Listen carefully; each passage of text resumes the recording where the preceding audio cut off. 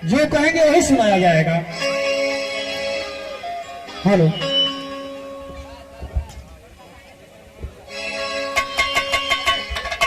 Hello hello, ठीक है ऐसे रहेगा। वाह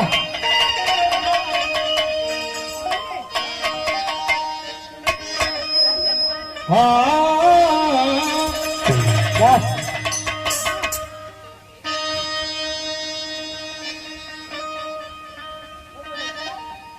जय जय गुरु रविदास जी,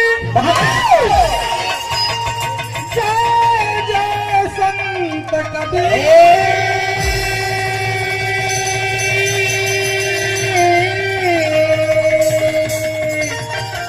जय जय बाबा भीमराव लिखे भारत की।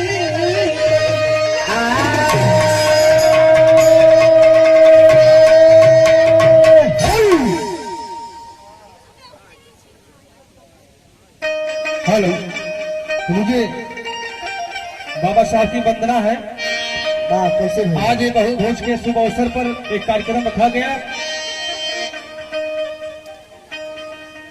कहना है ऐसे, तो तारत तारत ऐसन तारे तरही तर दबाए रहे, तारन हार भीम जी तरही तार लगाए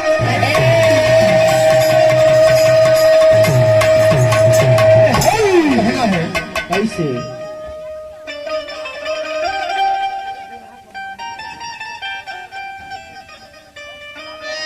ये देखिए, 100 रुपए का आशीर्वाद दुल्हा के मम्मी जी की तरफ से चरणों में प्रणाम, आशीर्वाद कामना हुआ। कहना है